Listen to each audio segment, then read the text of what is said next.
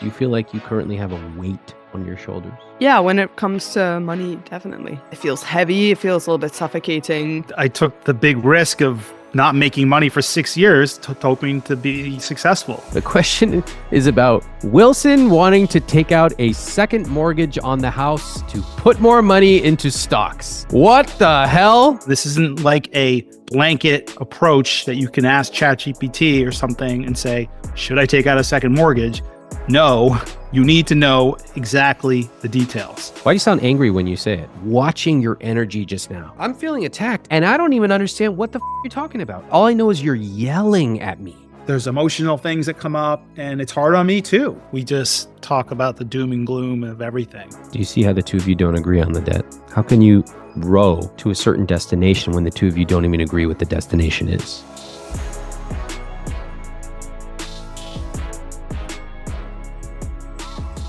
We're going to get to the show in just a second, but I have to share that today is a big milestone for the Money for Couples podcast. This is our 200th episode, and I want to give a huge thank you to every single one of you, all the listeners who join this podcast every single week to hear and watch these incredible stories. You know, I started this podcast because, like a lot of you, I had questions on how to have healthy money conversations with my wife. And now, 200 episodes later, here we all are. So a huge thank you to every couple who's been brave enough to reach out for help and to talk publicly about what is one of the most intimate things there can be, their personal finances. And thank you to you for coming back every single week to hear and to watch these stories. If you enjoy this podcast, I would love it if you click follow or subscribe, whether it's Apple, Spotify, YouTube, because it helps me and my team grow this show and make every episode better and better. Thank you again for supporting Money for Couples. I'm about to open Shannon and Wilson's conscious spending plan, which breaks down their net worth, income, and where they spend their money. You can download your own free template of the conscious spending plan at iwt.com/CSP. Let's take a look at the numbers, and then I've got to tell you about their application. Assets, $1.6 million, investments, $305,000, savings, zero, debt, $247,000 for a total net worth of $1.68 million. Okay, but listen to this. In the application, she writes, my husband wants to take more risky financial decisions when it comes to investing, while I'm more interested in making slow and steady decisions. He thinks I'm, quote, too conservative and frugal, while I think he is a bit of a dreamer and optimizer. We're also 10 years apart, and my husband has said that he feels he doesn't have as much time as I do, which is why he wants to make these aggressive financial decisions. It feels like he's trying to catch up for lost time. Their combined gross monthly income, $13,916 a month, and their take home is $11,600. Fixed costs at 76%. That's too high. Investments are at 13%. Wow. That's post-tax. That's $1,520 a month. Okay.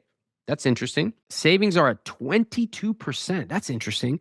That's $500 a month for vacations, $100 a month for gifts, $2,000 a month for a long-term emergency fund, which is interesting because their emergency fund right now, it's at zero. All right. Makes a lot of sense. That's probably Shannon, who's saying, we need money in savings. That's my guess. And then, their guilt-free spending is negative 11%. So basically, they're spending too much. As we can see, that's not true because I guarantee they are not spending negative $1,280 a month. So I have a lot to understand when it comes to Shannon and Wilson. Looking forward to talking to them. Shannon, do you remember exactly where you were and what you were doing when you decided to apply for this podcast? It was a few months ago, and we had just had a finance conversation, which was around managing debt and equity. We were at our apartment in Brooklyn, and we bought a house and put a lot of money into that. And now we're at a stage where it's like, okay, what are our next steps? Are we saving? Are we investing? And Wilson has expressed that he would like to have less invested in the house because we did a lot in cash, and to move it over to stocks and that kind of thing. And we have a bit of debt in different things. And that makes me feel uncomfortable and emotional, to be quite honest. And I feel like we're just at a point where we both have a different opinion of where things should go. And ultimately, he wants to get the data approach. But I also think that there are things that give you peace of mind that aren't driven by the numbers. Who usually brings up money?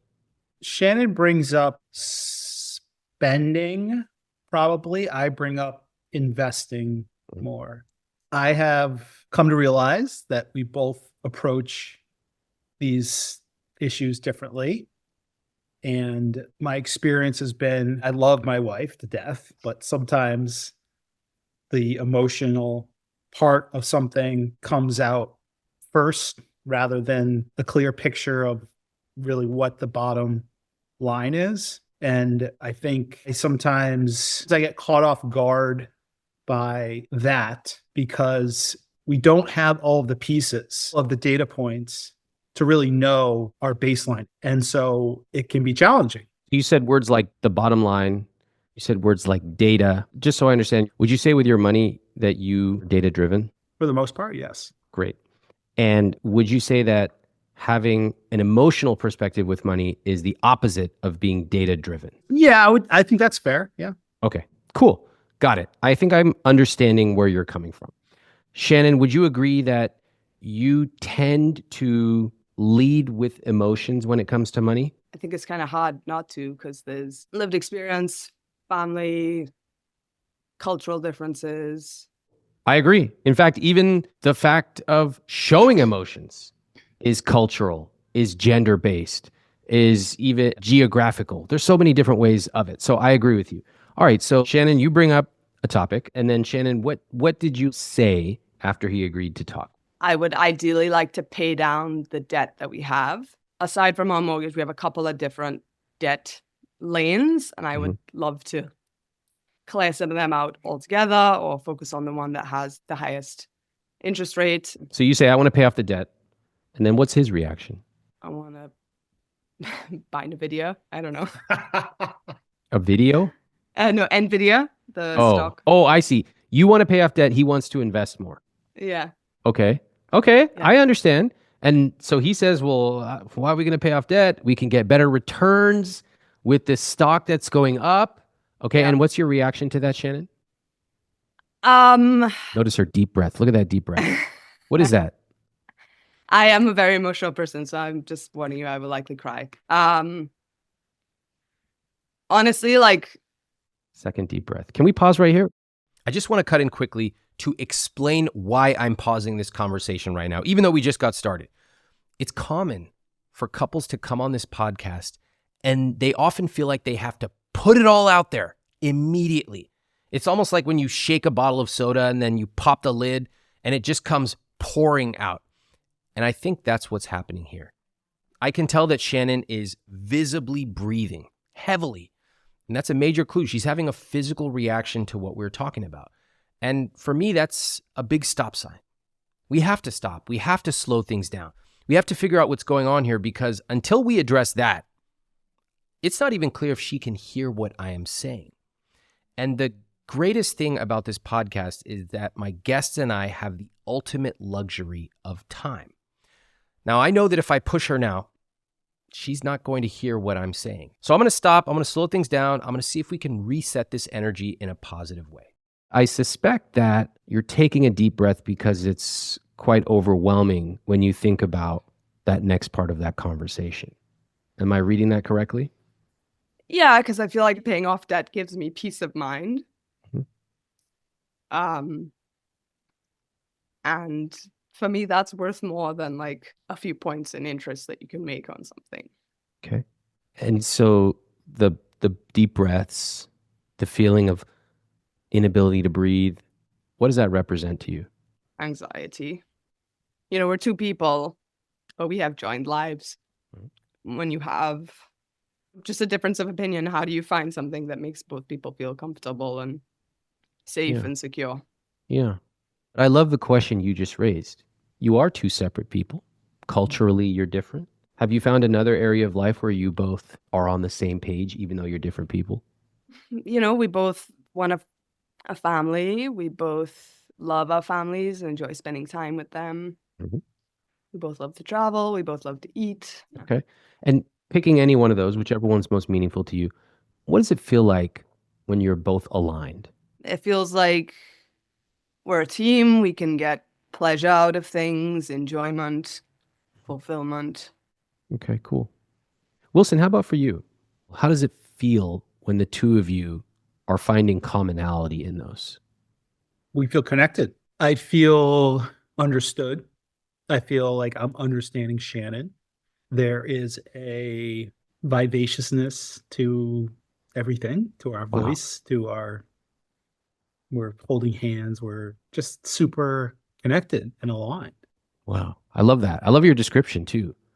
Connected, vivacious. These are very positive, vivid words. Yeah. There's something really special about being connected with your partner. We all have different words, but overall, it feels really good. So I love knowing that the two of you have areas of life where you feel that way. My goal is to help you find the path from food and family to feeling the same thing with money. I like that. Awesome. Okay. All right. So you have cultural differences. You view money differently. I understand. This is common, very common. When was the first time that you seriously talked about money? I would say like we first started to have serious conversations around money when we moved in together, because then we had joint expenses, we got a joint credit card, and we're budgeting because we spend differently and that kind of stuff. Like our second date, we are out to dinner and I was like, I think I need some milk for my coffee in the morning. And she's like, all right, we'll go to the bodega right here. And so I was like, I don't have any money, you know? And so we walk in, she's like, oh, I have some money. So I got one of those small milks, right? A 16-ounce milk or whatever, $1.35 or something. Hand it over. Shannon gives me $2. I hand the $2 to the bodega cashier. He hands me back 65 cents. And I was just going to go about my way. And Shannon says, can I have a receipt, please? And I would turn to her and I was like, why do you need a receipt for $1.35? She's like, oh, it goes on my spreadsheet. And I was absolutely amazed. I was amazed how diligent she was with tracking her expenses, you know? I like that. Shannon, what do you remember about that? I enjoy tracking finances and talking about it and budgeting and that kind of stuff. So for me, it just seemed normal. Today, if we fast forward, how often do the two of you talk about money? I think it's probably every couple of months. And at what time does this conversation typically happen?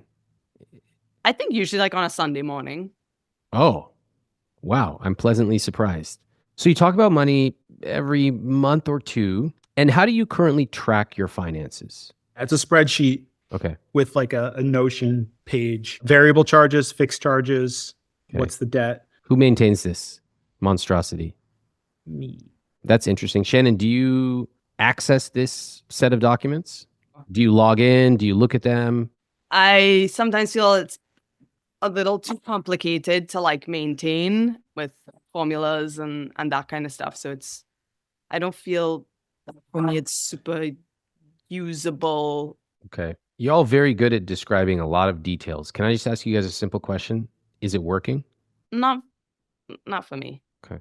If it's not working for one of you, it's not working for both. You all see agree. that? Yeah. You can have the most sophisticated system. It can be recurring. It can be variable. It can be automated. If it's not working, even for one, it's not working. Okay. That's okay. We're just trying to discover what's going on.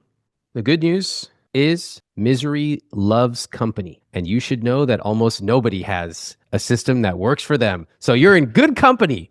And the even better news is I happen to know something about making a system that actually works. So it's not surprising to me, but I do like understanding, putting all those details aside, does this work?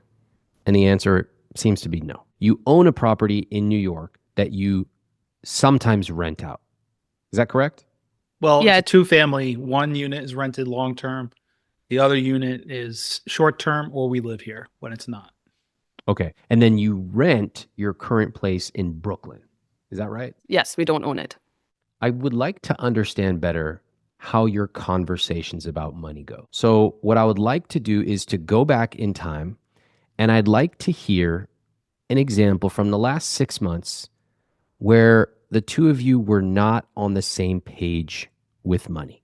Okay, so we want to go on vacation in the summertime, and we kind of live between the city and upstate. And so one place would always be rented, and ideally our dog Luna would stay at our place upstate. And Will, I think you want to ideally be able to rent both places so that we can make money off of the house instead of paying for Luna to have a dog sitter, right? Yes and no. I really want to figure out what the numbers are so we can have an educated decision. That's it? That's how the conversation goes? To be honest, this is like the classic. Shannon might think I want to do something but we're in the dark because we don't have all the pieces. Mm-hmm. And then there's emotional things that come up, and it's hard on me too. To be honest, it is hard on me because I haven't really made up my mind. I'm just trying to get to this kernel of truth so I can make up my mind. Okay. How long does it usually take for you two to make a decision? Short or long? Long. Okay. Long means a week, a month, or several months? I feel like it's usually Depends. several months. I think it depends. The idea of going to Europe and getting a dog sitter, and I just spoke to her today, so hopefully I have an idea in the next 2 weeks. So six to 8 weeks. Okay, so 8 weeks. And this is the decision about pet sitting and traveling? Yeah. Am I hearing that correctly? Yes. Okay. So do you all feel fine about that? Taking 8 weeks to make this decision? No, I'd like to have a discussion around it and then say, okay, this is the game plan and this is what we're going to do. Well, we're all here. Should we just have that discussion right now? Sure. Yeah, I would like to go to Europe, and ideally I would like to just have Luna stay at the house. I'm okay with not making extra money on it for the peace of mind, knowing that she's taken care of, she's in her home, she's comfortable. We have a chance to meet this dog boarder who is highly recommended from our dog trainer. And we have somebody who wants to rent our place for a month for a lot of money. And for me, I just really want to get what the answer is for how much we would make if we do feel Luna would be in a good environment. And then we can make that decision. I feel good about that. I would just like to make that decision and just like move forward. I would be okay with that. Once we know that, here's my credit card. Let's book the trip. Go to Europe. Okay. So how do you both feel about that conversation? I feel good. I guess my only hesitancy is that, we'll say that we'll make the decision in a week, and then when it comes to make the decision, then it gets pushed. So if you feel skeptical about your partner's ability or your joint ability to make decisions about money, how does that make you feel? It makes me feel uneasy. Mm-hmm. And I think it taps into not feeling safe and secure.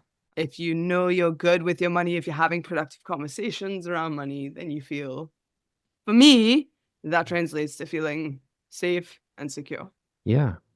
Okay, I understand that. But that's not a feeling I have about money. In fact, when my wife and I sat down with a therapist and he asked us, what does money represent to us? My answer was so fast. I was like, growth, numbers, compounding, growth. And my wife looked up and said, safety. Mm-hmm. I looked at her like, what? What's that word? And so I didn't understand exactly what she meant. It took me a while to understand that. Mm-hmm. What does it mean to you? Being able to pay bills without having to think about it, having ease with money, having it flow freely without having to worry if we have to pay rent, pay mortgage, debt payments, that kind of thing. And being able to spend money on the things that we want to spend money on rather than the things that we have to spend money on. So as an adult, you've been worrying about money. Yes, I'm conscious of it. I'm aware of it.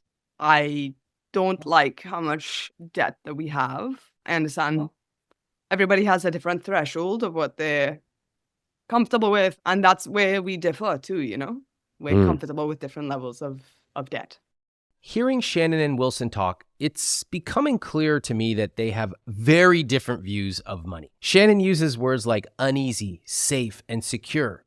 And Wilson uses data-driven words like data points, information, bottom line. We are not rational about money.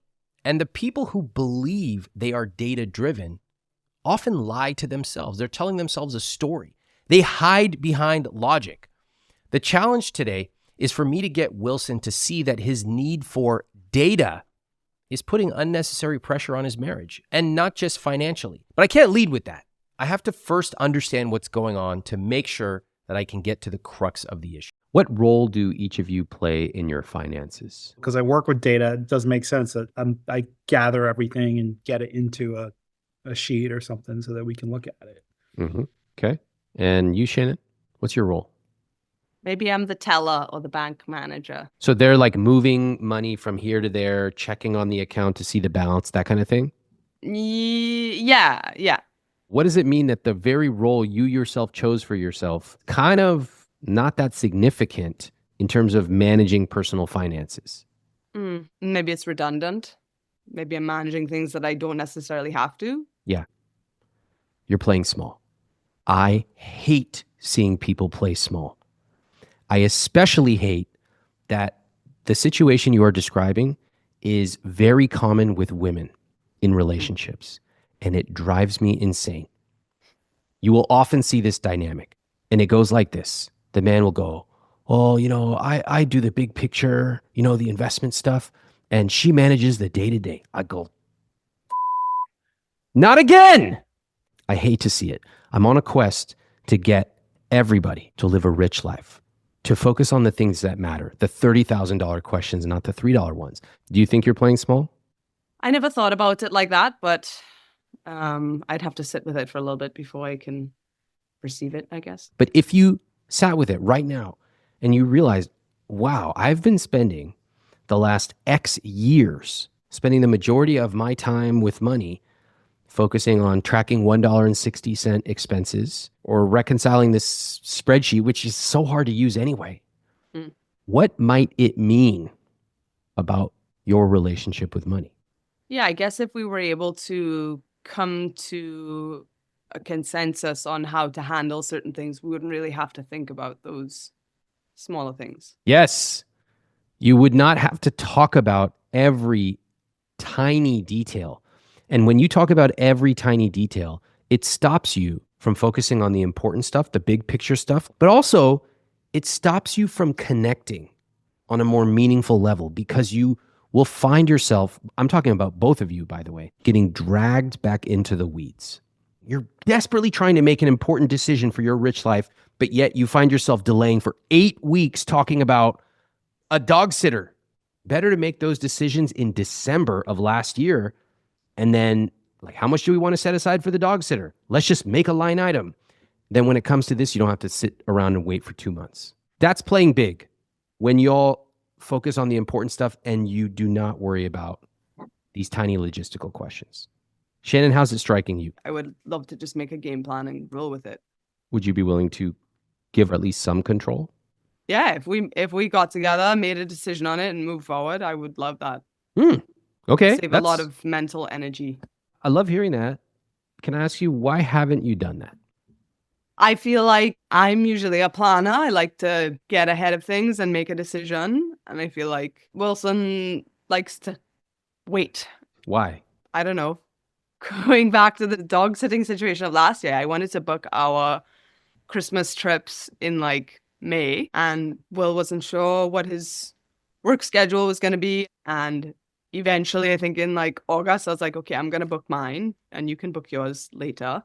And I think, Will, you wanted to wait to see if we could rent a house and find a place for Luna. And then in the end, I went home for a month and Will ended up staying with Luna because he wanted to optimize for renting the house. That's not true, though. I didn't have all the information to make that decision that I can go away for a month while I'm CEO of a startup. And it would have been great if we were swimming together in this new life that we're trying to get to with money. And you said, cool, okay, great.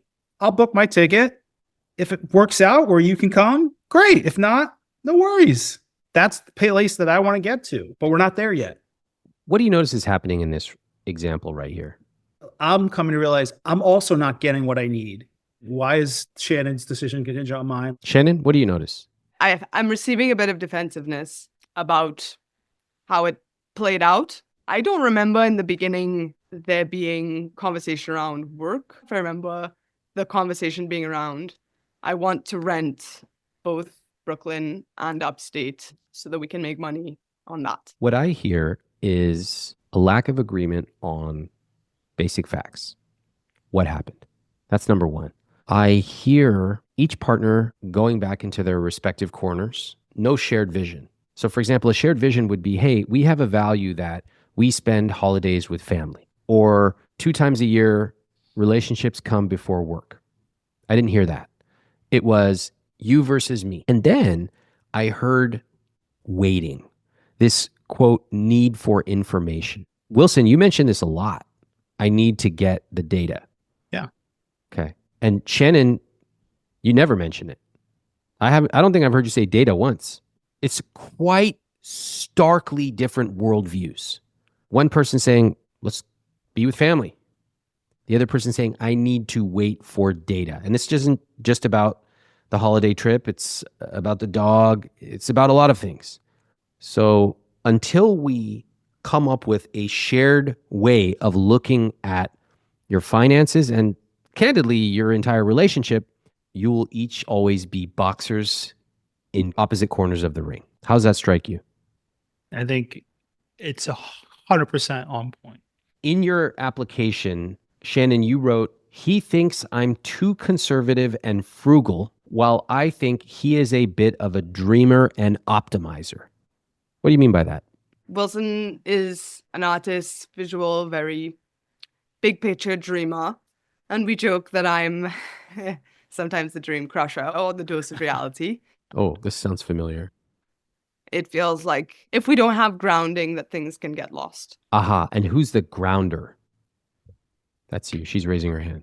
So in other words, are you saying that left to his own devices, you see Wilson as the dreamer who would go into the clouds?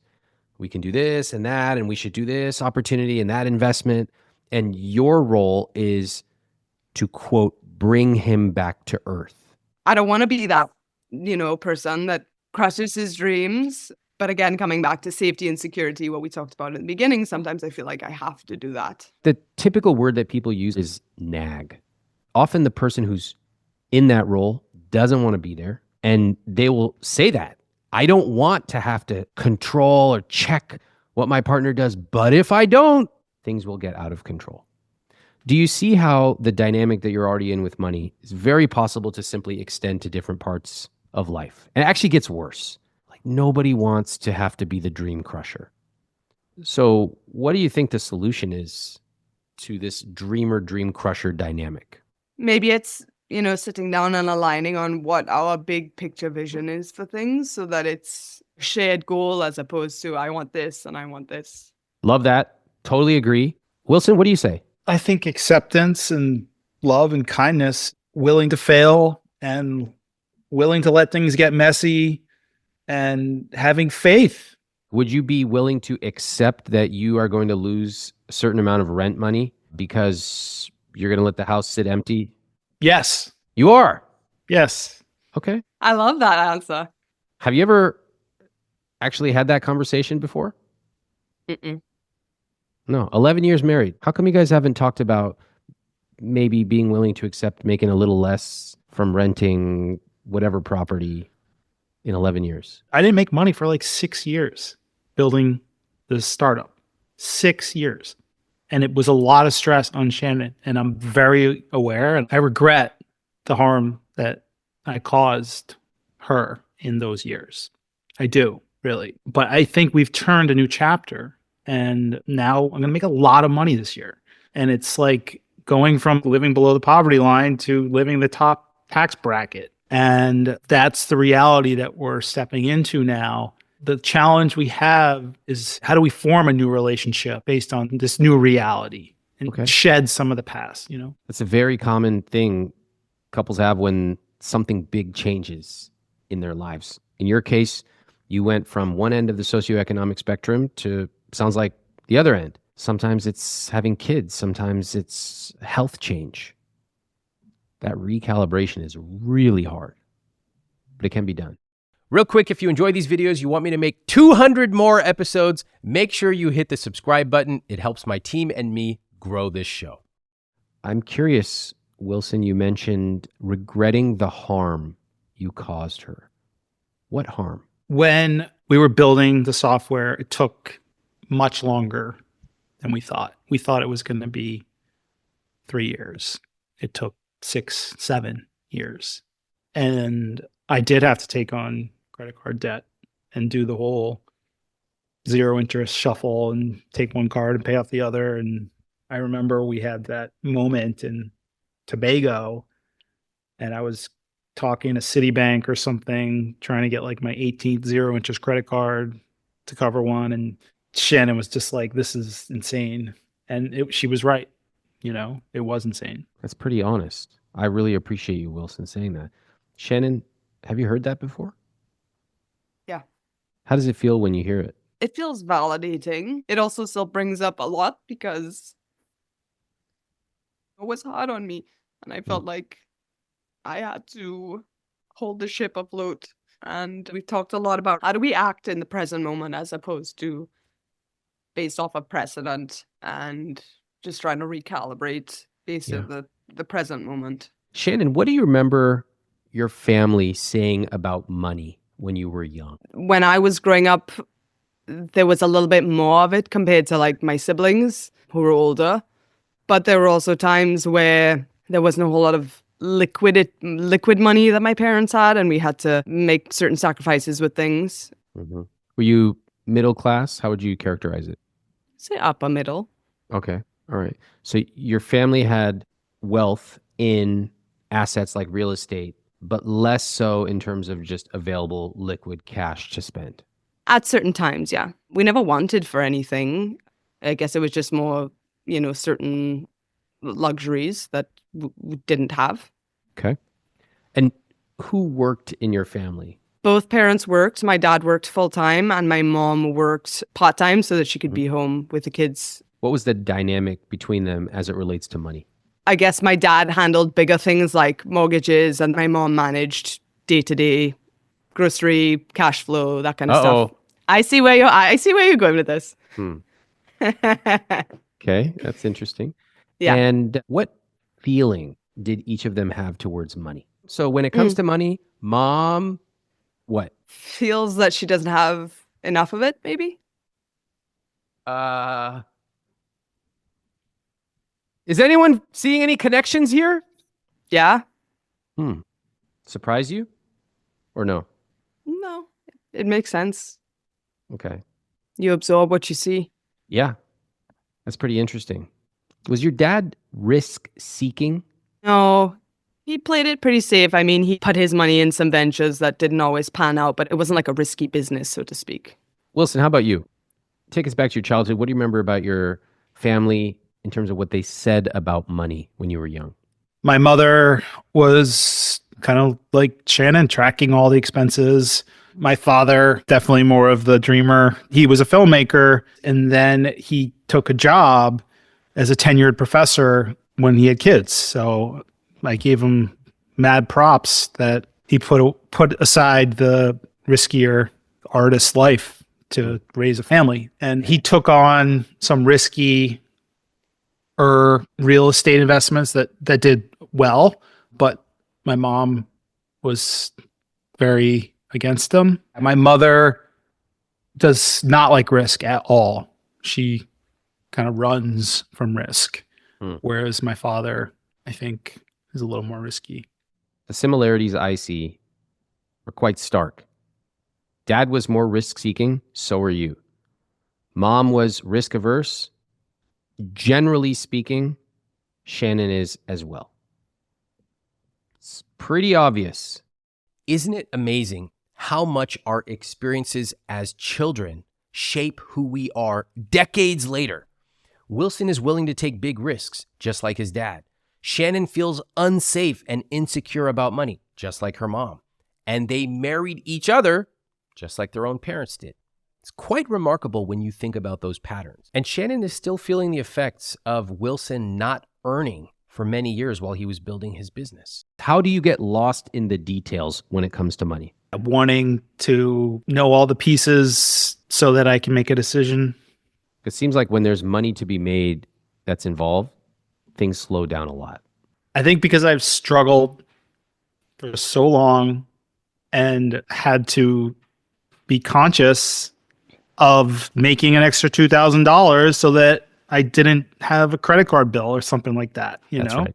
The invisible script you are using is, I put Shannon through a lot of financial heartache for years, and therefore I need to make as much money as I can. Yes. Oh my God. To pay her back. No, this is the running theme. And part of it is to make up for lost time, to also make Shannon feel secure.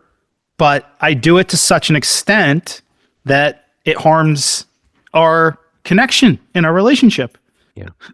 Shannon, how does it strike you hearing this? Yeah, it makes sense. And we've had, conversations around that recently. Having lots of money has never been something that's important to me. It's more about just, again, being safe and secure. So I would much rather prioritize presence and time together and family vacations over making a little bit extra money. Wow. Yeah. Now that is honest. I appreciate both of you. Now I finally think I'm starting to understand what's going on.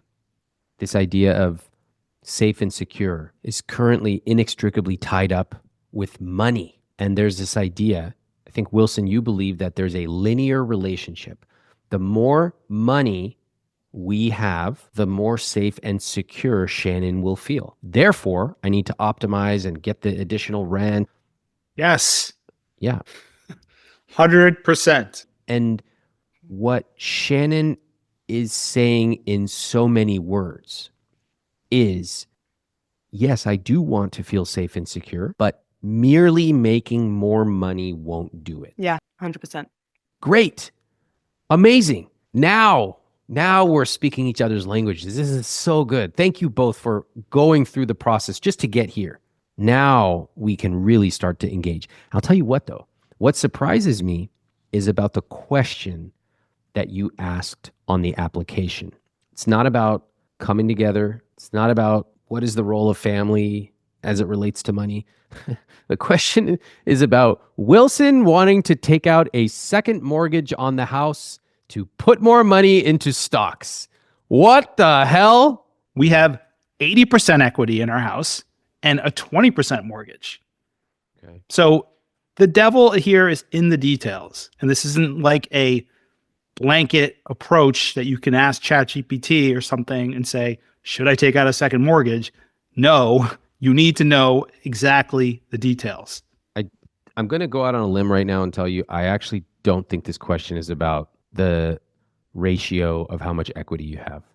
I am willing to bet. Shannon's shaking her head no. Shannon? I think it comes down to Wilson wanting to take on more risk and me wanting to feel safe and secure. Probably. Wherever you go, there you are. The core root issues separating you with money will show up everywhere. They will show up with your jobs. They already have. They will show up with your house, showing up right now. They'll show up with your dog. It already has. So you're playing whack-a-mole, and you'll be doing that for the rest of your life unless you actually tackle the root cause, the way you see money.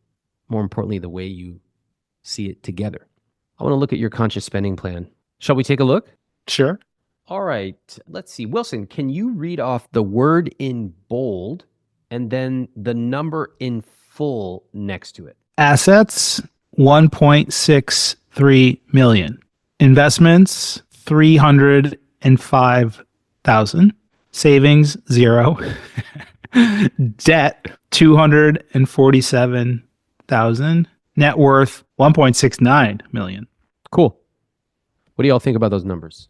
I feel like between our house and Wilson's business, if he ever did sell it, we'd be in a good position. Granted, those aren't liquid and things could change, but at present, it looks pretty good. They're not liquid. Money's locked up. Does this remind you of anybody?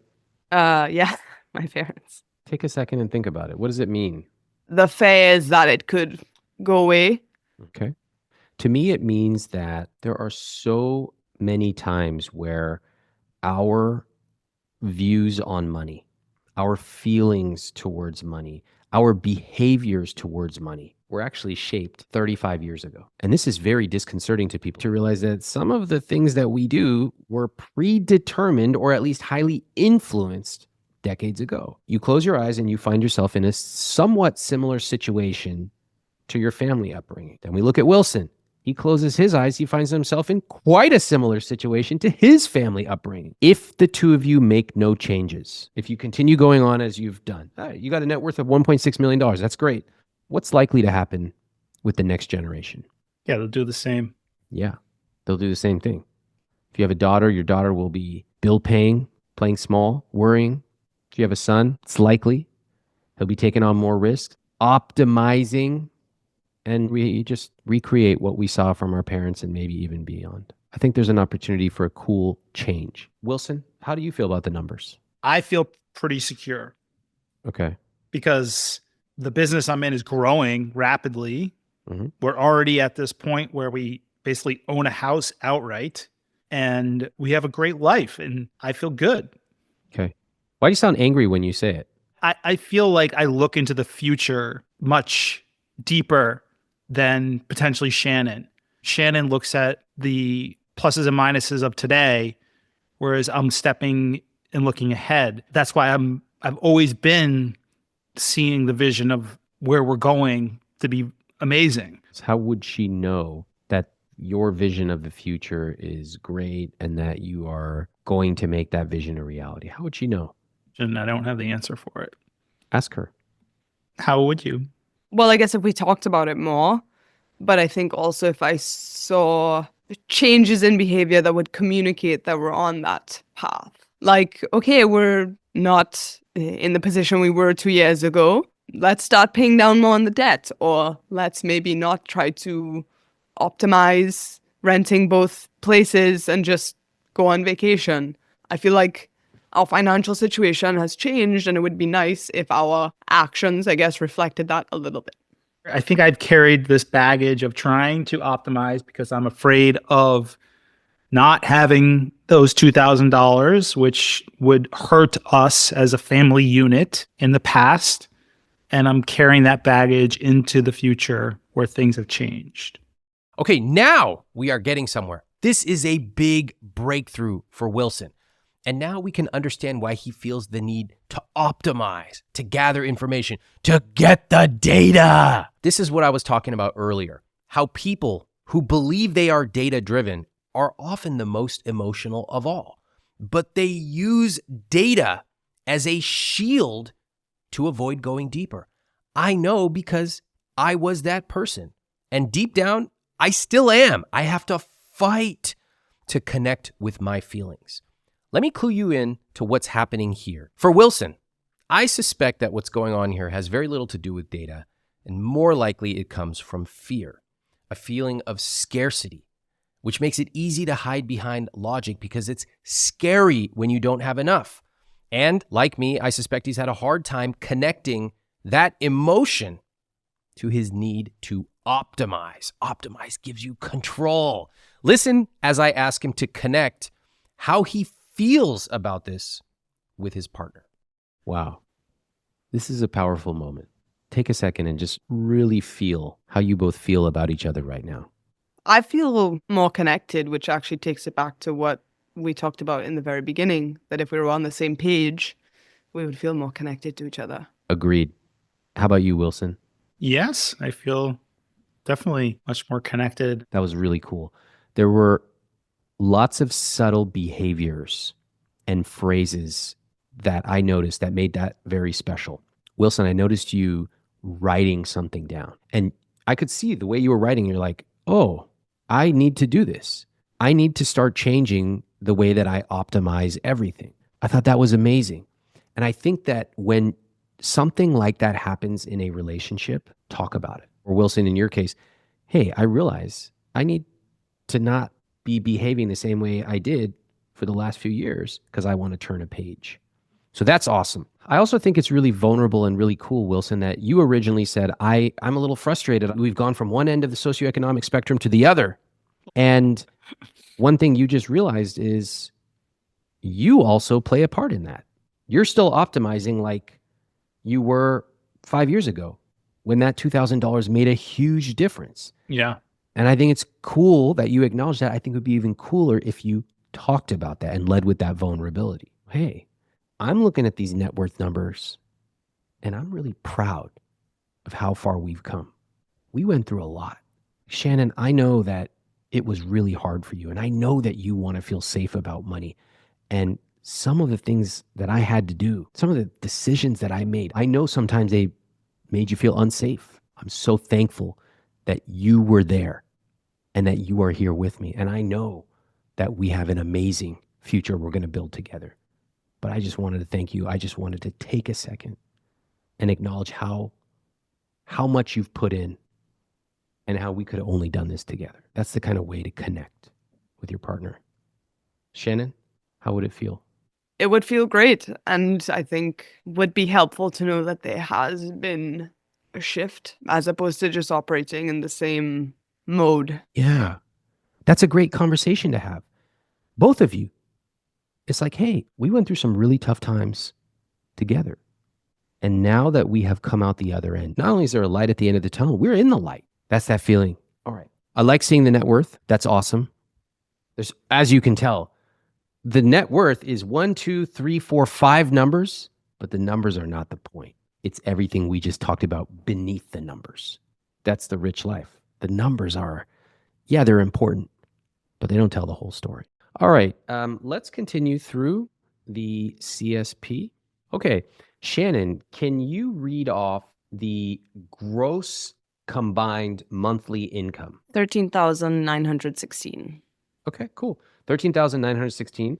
Your annual household income is $167,000 a year. Did you know that? It's more than that. Our tax return is more than that. So that's a no. And Shannon, did you know that? No, I didn't. Okay, good. 0% of people on this call knew that. All right. That's kind of interesting for a couple that's at least one of you's into the data. Let's continue. Fixed costs. Shannon, what's that number there? 76%. Oh, what do you think about that? High. That's high. We'll go through it in a minute, but right now you're way above where most people are. And guess what? This is why at least one of you feels anxious about money. Right here, this number, 76%. That's the reason why. Okay, let's keep moving. Investments are at 13%. Savings are at 22%. And then guilt-free spending is at negative 11%, which is how I know that the numbers on this are not accurate. What the hell? So let me make a guess. You just added 34 long-term emergency fund like in the last month, correct? No, we decided on it 2 months ago, but I understood that section that it was the goal, not what we're doing right now.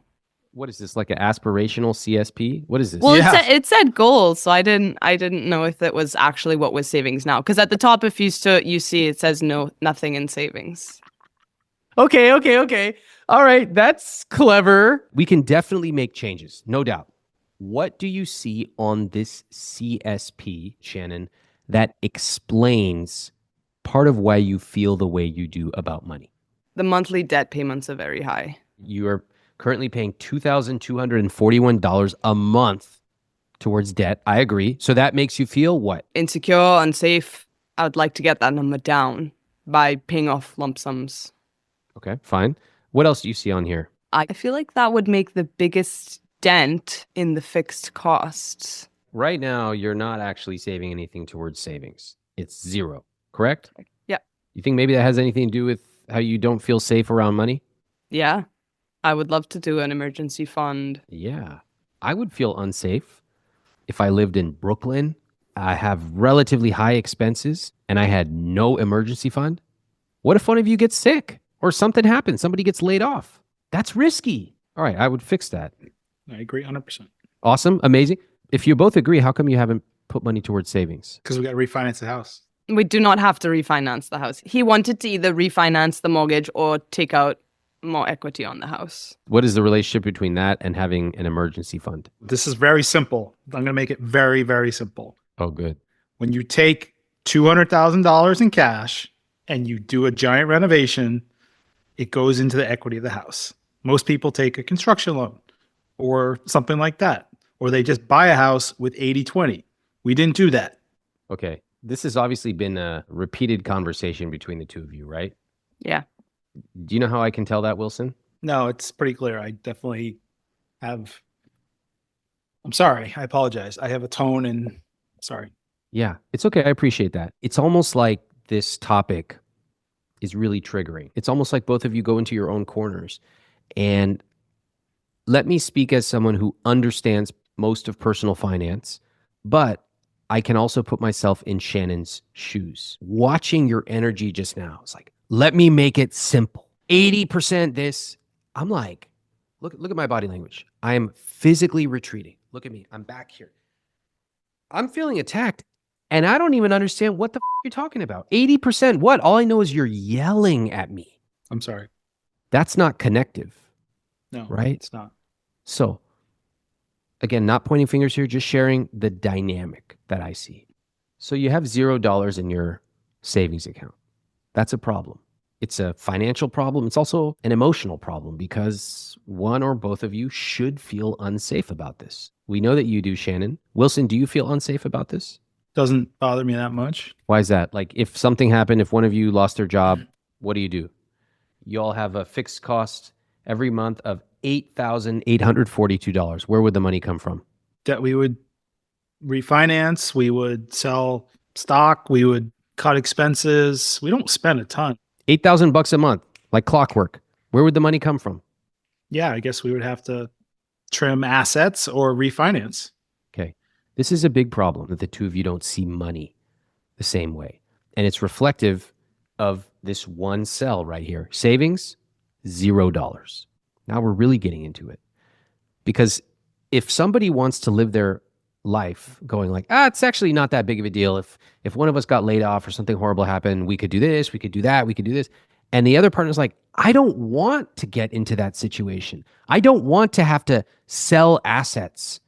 We got to get on the same page so that we can take that worry away. Shannon, how would it feel if that question was off the table? I would feel a lot more comfortable not having to worry about that. And that's why I think having the emergency fund would be good, because at least that gives us a buffer. If worst case scenario happens, at least if we have an emergency fund, we have a buffer and can figure things out. Yeah. Okay. Do we all agree that having a larger savings Yes. account is important? Okay, cool. Let's stipulate that. Great. I want to bring this CSP up again because I have another question. So you have your gross monthly income, you have your net monthly income, but then you also have rental income. Well, your rental income per month is $3,834. Here's my question. Is that number already included in your net monthly income? No. No, it's on top. Yeah. Okay, so shall we make that change to the CSP? Because that considerably changes things. Sure. Yeah, I just didn't know the best way to put it in there. That's the pre-tax number, so I wasn't sure which. Do you know the post-tax number? No. Should we just make it up? Joe? Sure. What do you want to say? Who the hell knows? 2,800? Let's be conservative. What do you think? Sure. All right, let's take a look here. Okay, well, that changes things a lot. So what happened, everybody who's listening, is the fixed cost number just went from 76% to 61%. Okay, but let me tell you something else. Let's keep going down because it's quite interesting. Your investments are at 10%. Okay. Savings are at 18%, which we know is not real, but theoretically it could be. And your guilt-free spending is at 10%, which is better than negative 11%, but is a little low. Now we are starting to understand the true full picture, which is we got to look at our debt in a second. We know that our guilt-free spending is probably inaccurate, but we're in the universe. All right, let's keep going. So you're all investing about $23,000 a year. Did you know that? No, I didn't think about it much. I mean, I know that we always try to do the max for our Roth, and I do as much as I can with the 401k based off of the company match. Part of moving from scarcity to safety and abundance is actually zooming out of playing small and taking full stock. You invest over $20,000 per year. That's a lot of money. But the fact that you never knew that is just one more clue of why you will forever feel unsafe around money, because you're not looking at the core numbers that matter. So this is a really important moment. These are big numbers. We are talking about over the course of your lifetime, millions. We have to be focusing on these things. Okay? This is great. $23,000 a year, ballpark. All right, let's continue looking at this. I understand that your portfolio of investments is in 2/3 in real estate and 1/3 in equity, stocks, and a little bit of crypto. And I believe, Wilson, you feel like that should be swapped. Instead of 2/3 in real estate, it should be 1/3 in real estate. Is that correct? Yeah, or maybe 50-50. However, what I've realized in doing the conscious spending plan is my business is high risk. And that's actually something I'm not really accounting for in this. So I actually have come to the realization that maybe we are exactly where we need to be right now. Okay, because you have high risk on one end of the barbell, and then you have this real estate property on the other end. More or less, yes. Okay. Shannon, are you following this conversation? Yeah, I guess it's news to me that you see your business as risky. Wilson, you suggested pulling equity out of the house that you own because you have a lot of equity in it, 80% equity, and you want to take the equity out and do what? I'd like to create our cushion or safety, $50,000 safety. Do you still feel you should take equity out of the house? Definitely for the $50,000 cushion that we want. I think we should, yes. Okay. And what would be the method that you would use to extract equity from the house? We would probably take second mortgage because that's probably actually better than refinancing because we have such a low rate. What do you think about that, Shannon? It still makes me feel a little bit uncomfortable. And Wilson is supposed to get some significant commission checks in the next year. And I would almost rather just take those commission checks, put that into the emergency fund, rather than having to take out more equity on the house. Okay. Have you two argued, debated, discussed this topic before? Oh, yes. We kind of just come to a stopping point. Stalemate. Yeah. So it's like, Wilson's like, we should do this. We have a lot of equity, 80%. And then Shannon's like, that feels really risky to me. There's all these other ways of doing it. And then you both just end the conversation. Yeah. Okay. So what are you guys going to do? I think a lot has been flushed out in this podcast. I almost think it's take a few days to kind of sleep on it and maybe bring it up in our next huddle about what we learned and what are some new approaches that we could take that would be respectful and make each other feel validated and secure. Let me just cut in quickly to explain what I'm seeing here. Wilson is falling back to his failsafe, waiting, being indecisive because he's uncomfortable right now. I don't want to let that happen. It's hard to change, but we have to start right now, even with baby steps. If I let him do what he's suggesting, literally sleeping on this decision, coming back with fresh eyes, this same pattern is going to continue. I'm not going to let that happen. Changing this dynamic is hard, but we have to start now. Listen as I challenge him to be decisive. Sometimes more time is not going to help you make a better decision. This is a very important worldview that I would encourage you to incorporate, which is, my wife and I have talked about this explicitly. One of our core values is being decisive. We are both entrepreneurs. We both run a busy household and businesses, and we have seen people who are stricken by indecision. They can't make a decision about what vacuum cleaner to buy. Spend 2 months freaking Googling around. It is a superpower to be able to be decisive and to know when is a decision important and when is it trivial. So like if I'm you, Wilson and Shannon, both of them nodding already because you both know where I'm going with this. We have time right now. Let's make some decisions right now instead of adding more homework for you all to talk about in your next huddle. Let's look at the debt. The house has $127,000 of debt on it. We have a student loan at $88,000. What's a tax loan? It's a repayment on taxes owed. Why do you have that? A few years ago, we got a lump sum of money and Wilson wanted to pay it as a payment plan. Why? I think we put it in the stock market and it's gone up 10x. So I guess that was a good decision. I guess that's true. It did work out that way in the end. You know, y'all got lucky. Stock market's been on a tear. That's good. Okay, let's just finish this off and then I'm going to tell you some observations. Finally, you have a credit card loan, CC loan at $10,000. What is that? Credit card debt? It's a loan. You can take out like a 5-year loan at, I think it's like 5 or 5.5%. All right. So you have like $112,000 of like debt aside from your mortgage. Yep. What do y'all think about that? I don't love it. I think it's pretty good. How come you say that? I think for the ratio of what we have in terms of assets and stocks and everything else and that's growing, I think we're doing okay. But you said pretty good, like with a big smile on your face. Just to be very direct, I would not be okay with having $110,000 of non-mortgage debt. No way. I would be very scared. And I know money. Shannon, I want to check in with you. How are you feeling? I agree that that level of non-mortgage debt makes me feel uncomfortable, and I would love to just get laser focused on paying that off. What would it mean to you? I feel like it would be such a weight off of my shoulders. When I went to grad school, I came out with debt, and for me, I just wanted to pay it off as fast as humanly possible, and I did that, and it was such a relief. It's kind of like something that money can't buy for me personally. And I think I would feel the same way if we were able to pay off that debt and get an emergency fund. I feel like I would just be able to be a little bit more free and maybe less controlling. You mentioned a weight on your shoulders. Do you feel like you currently have a weight on your shoulders?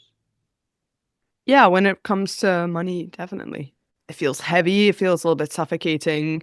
It doesn't feel like I can make decisions as freely as I would like to, having that kind of hanging over my head. Okay. Thank you. Wilson, what do you notice about this? I know it causes Shannon discomfort. We're different, and I know I need to respect that. And this is part of the, trying to come to an understanding of moving forward, right? Shannon, I don't blame you for feeling anxious. I would feel the same way. And what's worse is that you have this debt, but the two of you have not really settled on what this debt means to you. Let's find out. Is this debt good or bad? For me, it's bad. The student loan could get paid down a little bit, but I don't think it's like shockingly bad. And I also think part of it is there hasn't been a path to pay it down because the income hasn't been there. Now it's starting to be there. Do you see how the two of you don't agree on the debt? How can you row to a certain destination when the two of you don't even agree what the destination is? Can we zoom out of the debt for a second? Can we just talk about your own relationship and how you see money? What is your rich life? I want to have free time to do the things I love, like make art, hike with my wife, go on vacation with my wife, play with my dog more. Okay, I love the vision. If that's the case, then things like taking a holiday, you chose not to. That seems to contradict your vision of a rich life. How do you reconcile that? Because I have this reality of needing to make more money in order to do that, in order to pay down debt, in order to do all these other things. But I think one thing that's been unlocked recently is Shannon not caring about that as much and wanting me to be more present. It's a really good insight. Shannon, can I ask you the same question? What is your rich life? I would love to be able to help my parents out financially in their retirement, help my, sister out. I would love to be able to go on one nice trip a year and not have to worry about the cost of a dog sitter. We love to eat well. I would say that sums it up. Does your visions work together? I think they do on quite a few stuff. I mean, we both want to take a nice trip every year. We both love to eat. We both want to spend quality time with each other and with our families. Okay. I like that. Since you both have agreement on taking a trip every year, where can I see that on the conscious spending plan? Right now, we have not budgeted for it, but if we did start with the $1,000 a month, we could do that this summer. There's no way. You can't take a vacation before an emergency fund. Yeah. And also, I don't see how you take a vacation when you have $110,000+ of debt. We did talk about that actually, like a week or two ago, like maybe it's not realistic to do that this year and that maybe we could do something local instead. He saw like a Vermont house and that he wanted to just do it because we could rent out our house basically for more money and go somewhere. I think it's cool that you guys have potentially 2 rental properties, but I think it's complicating things unnecessarily. Like, you really have let the tail wag the dog. It's like, well, we have this house, but we should take a second mortgage, and also we shouldn't go on this trip because we might not rent it. And like, it's causing so much havoc, when in reality, it's actually not changing the fundamental problem of your finances. You have way too much debt and you have not directed your money appropriately. House or no house, that doesn't change. And in fact, you're letting yourselves be distracted by this house. Do you all see that? How much energy are you expending on, let's wait 2 months to see about the rental market, blah, blah. No, that's not changing the fact that you don't have a debt payoff plan. But we do. I pay $850 a month. I don't want jokes. I want seriousness. This is a serious issue. Okay, so I have a student loan. I'm paying it every month. I haven't missed one payment. Okay. What's the month and year your debt will be paid off? 14 years from now. And the IRS bill will be paid off in a year and a half. Okay, that's good. And the credit card loan? 2 years. So 2 years, 18 months, and 14 years. Yes. Okay. First of all, let me give it up. I did not think you would know those answers. I am impressed. Very impressive. That's awesome. 95% of people in debt do not know their debt payoff date. That's awesome. Now, knowing that you know your debt payoff date, Shannon, what do you think about that? I do not want to be in debt for 14 years. 14 years means, Wilson, you will be 60 years old. And Shannon, you'll be around 50. All right, so you don't want to be in debt. So you're saying you want to pay more towards debt now. The first thing I would like to do is refinance the student loans because we can refinance to get a lower interest rate. Fine. And then I would love to pay off as much as we can a month. And I would love to take, some of the commission checks that are supposed to come and just wipe it out. What I hear is you hyperfixating on the debt. The debt is important. The debt is bad. I agree. Yeah. But if you spend your entire life looking at debt, one, you're never going to feel good about money. And two, you're actually not even going to take yourself seriously because you're also talking about going on vacation every year. We need to be realistic. We need to be aggressive about the debt. But we also need to realize that there is more to your rich life than only putting all your money towards debt, which is a lie. I agree. Okay. So you want to make debt a priority. I hear you. Yep. I agree. Wilson, I know you've been itching to speak up on this. Wilson's like, finally. No, not really. This guy is telling her it's not only about debt. Like I said, I had a realization in doing the plan about our assets. I think it would be nice to refinance. I think it would be nice to take a chunk of a check and pay off some of it. Yeah. Maybe we even figure out, okay, if we get any bonuses, whether it's me or you and, some portion of our monthly salaries, and we say, okay, it's going to pay off, this percent is going to go to debt. This percent is going to go to savings. This percent maybe will go to some vacation or not. That's a good plan. That's a good idea. How much are we talking about in terms of these commission checks? It's hard to say right now, but it's probably 6 figures.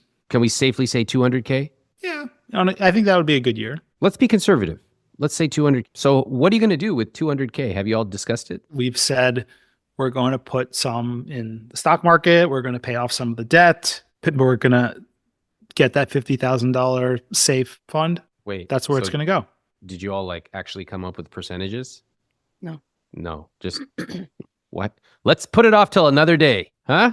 You guys, this is what being decisive is about. It's about not creating more work for yourself. Let's just pick a number. Break it down by percentage. Knowing just do your 1/3, priorities. 1/3, 1/3. I think that's the simplest. You like simple. Hold on, right? hold on. You like This is a simplicity.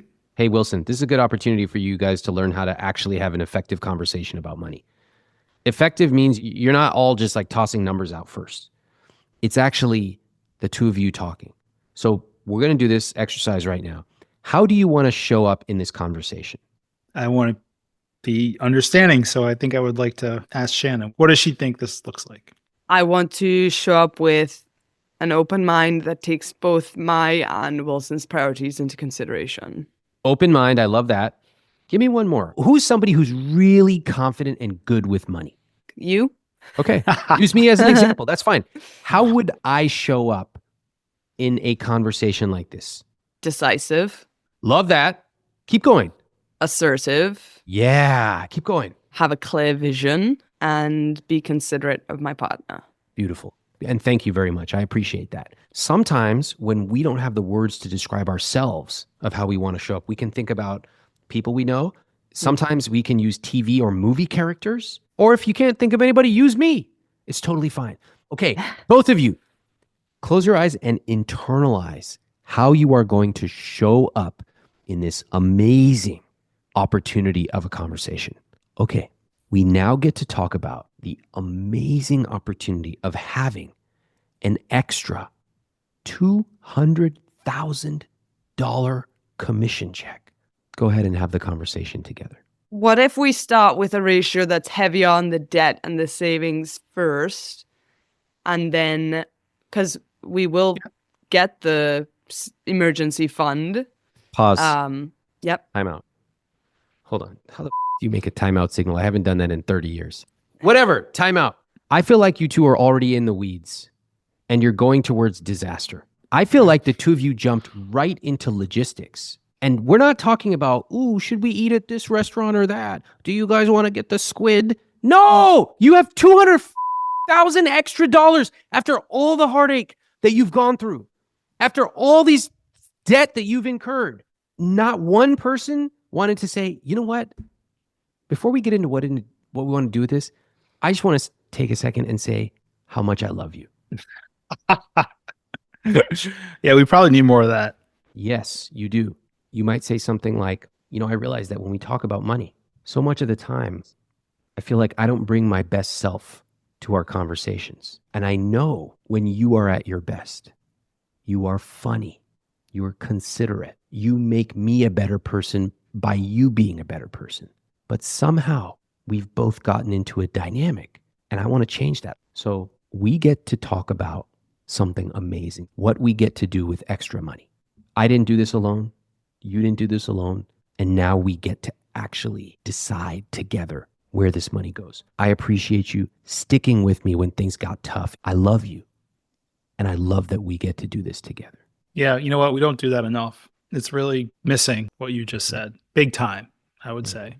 We just talk about the doom and gloom of everything. Yeah, I think it would just set the tone in the right way so that we're having a fruitful, enjoyable, productive conversation around money as opposed to being in the weeds. Shall we try it again? Sure. I'll start. Shannon, this has been an amazing journey and look what we've built. I couldn't have done it without you. And now we're stepping into a new year that I think is the beginning of a lot of great years ahead. And first, I love you and thank you for being my partner in this journey. And if you want to take the first 50K and put it to the fund, let's do it. Thank you for that. I'm so grateful for how we bring something to each other's lives that we don't have. And I do think we balance each other in a really special way. And I want to build that life with you where we don't have to be in the weeds and can focus on the shared vision that we have. And I also am really grateful that we now have a much more insightful understanding of why we make certain decisions or have certain thoughts about money that I don't think we had before. And I want to continue to build on that. We haven't gotten to a single number yet. And that's a good thing. How do you both feel? Great. I feel relieved and I also feel very seen. What an amazing transformation. 10 out of 10. Amazing. These are the ways that we talk about money. In our family, you might say, we always start our money conversations with a compliment. Because now when the two of you talk about how to split up the pie of $200,000. You're not moving salt and pepper around the table. You are filled with appreciation. Money isn't just numbers. Money is the work you did. Money is your dog being able to be safe and taken care of. Money is the two of you honoring your families. We get there by having conversations like this. So I'm very proud of watching both of you do that. Give yourselves a round of applause. That was amazing. Do you think that the two of you could have more conversations like that? Yeah. Yes. And I think also if we genuinely show up with that tone, because I think sometimes we start by saying, we're going to have this conversation with love and kindness, and it doesn't necessarily feel genuine always. Yeah. And so showing up with something that's more heartfelt just feels like a much better baseline to start with. I agree. I noticed that the first time we did this, both of you had good words as to how you wanted to show up, but you just jumped right into the numbers. Somebody who's bold and assertive does not jump right into business. Because as you put it, Shannon, they're considerate. Considerate means stopping, checking in. How are you doing? And then you would get down to whatever the topic is. We have to remember sometimes, even though this is the person you love the most, sometimes we need to just slow it down. Now, you said, yes, you can have this type of conversation again. I totally agree. Do you think you could have this type of conversation around more challenging topics, like, for example, taking a second mortgage? Yes, I do. I still have fear that we would come to the same endpoint. Agreed. I don't quite think you yet have the tools to know how to create a shared vision. I think that what happens is you both retreat into your own corners. Here's my view. Here's why I think we should do it. And then you hear them out, but you're really just listening to know when they're done talking so you can present more of your view. And then you both stalemate. It kind of sucks, right?